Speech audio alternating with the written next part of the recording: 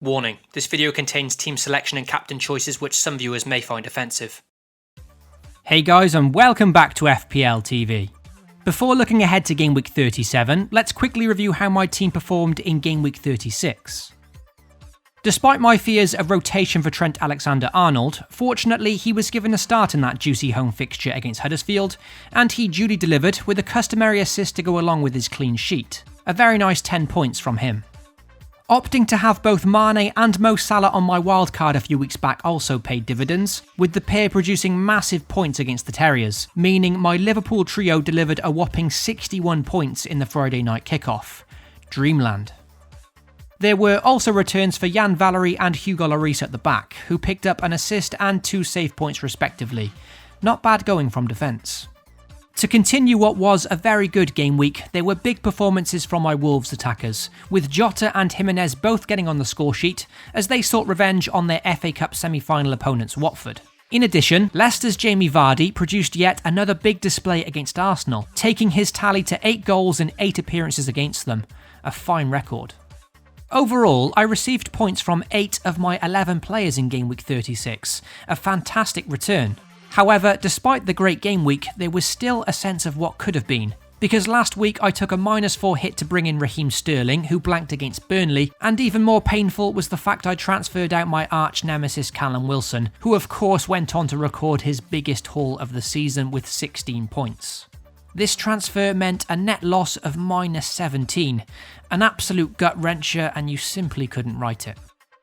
So, Game Week 36 saw me pick up a very satisfactory 104 points total when considering the -4 hit. It's the first time this season I've entered the 100 club, so that's a good feeling, but had I simply done nothing and kept Callum Wilson, it could have been much more. Anyway, this score still produced a green arrow, and I'm now just outside the top 20k with 2 game weeks remaining, so hopefully I can break into that top 20,000 before the season ends. Let's move on to Game Week 37 now, and check out my team selection and potential transfers for this weekend. And if you enjoy the content here at FPL TV, then as always be sure to drop a like on the video, and most importantly get subscribed if you haven't already. Heading into Game Week 37, there's only 3 players who are currently on the chopping block for my side. Lewis Dunk faces a trip to Arsenal followed by Man City at home, so for the remaining 2 game weeks it could be wise to move him on to someone else with better fixtures. Another player with difficult games to see out the season is the in-form Jamie Vardy, and it's his next fixture in particular away to Man City that really makes me reluctant to keep him. Granted, he is one of the most in-form players in the league currently, but I'm thinking, realistically, how many points can we expect from him at the Etihad, with Man City keeping a staggering 7 clean sheets in their last 9 Premier League games? And finally, the last player at risk of leaving my squad this week is Son Heung-min. Due to him being suspended in that first leg of the Champions League semi-final, he should be fresh to face Bournemouth, and it's a side he has a pretty good record against. However, there's no doubting his poor league form currently, with just 1 goal in his last 10 Premier League appearances. Therefore, my patience is wearing thin with him, and if I want to upgrade Vardy for example, then Son would have to make way in midfield. As for players currently on the watch list, there's 5 in total that are tempting to bring in for the remaining 2 game weeks.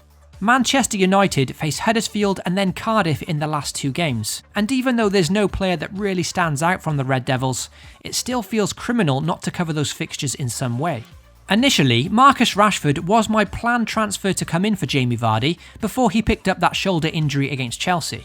Recent reports suggest that Rashford has trained with the group, but I'll be waiting until the press conference on Friday before making a call on him. One player I'm definitely concerned to be without this game week is Sergio Aguero, who will no doubt be a very popular captain choice at home to Leicester.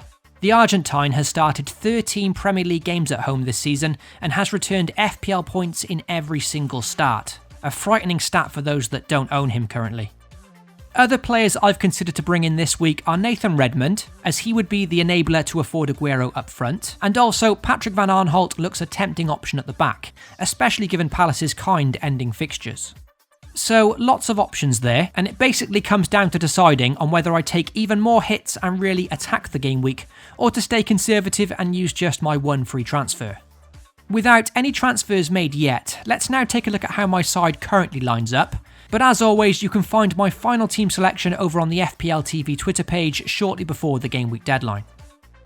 My trio of Wolves and Liverpool players all picked themselves this week, facing Fulham and Newcastle respectively. Liverpool will have to keep their title hopes alive, so you'd fancy the big guns to all start there, and in their midweek Champions League game, Alexander-Arnold was conveniently rested, therefore a nice bit of reassurance that he's set to face Newcastle. Wolves are facing a Fulham side who have now won their last 3 games and have kept 3 consecutive clean sheets, so having a triple up of players facing Fulham isn't half as appealing as it used to be. However, I'll be starting all 3 anyway and simply hoping for the best in that one. Man City's Raheem Sterling plays Leicester at home this week, and I'm pretty certain the Young Player of the Year will be getting the captaincy from me in game week 37. The fact that Man City are out of the Champions League and therefore well rested played a big part in my decision here, and the only player that could take the armband away from him is if I opt to buy Sergio Aguero, who would then certainly be a contender.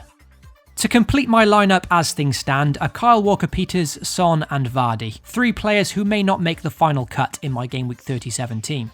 It's more than likely that Walker-Peters won't feature for Spurs this week, however they do have the Champions League to think about, and Walker-Peters returned an impressive hat-trick of assists last time he faced Bournemouth, so it could be worth giving him a start with backups on my bench if needed.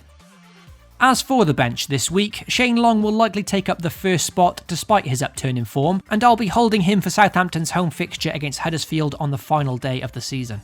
His teammate Jan Valery will take up second spot, and he'll be subbing in for Kyle Walker-Peters should he not feature for Spurs. Providing we get some good news about Rashford's injury, then the most likely move I will make is Vardy out and Rashford in before the deadline. However, I'm still undecided, and the temptation to buy Aguero is definitely there. So let me know if you think I should take a -4 hit to get Aguero instead at the expense of Son and Vardy. So that's my team selection video sorted for game week 37. Still, lots to decide before Friday's deadline, and hopefully I can make the right call with the top 20,000 in sight. I wish all of you watching the very best for game week 37. Don't forget to FPL responsibly, and I'll catch you all very soon.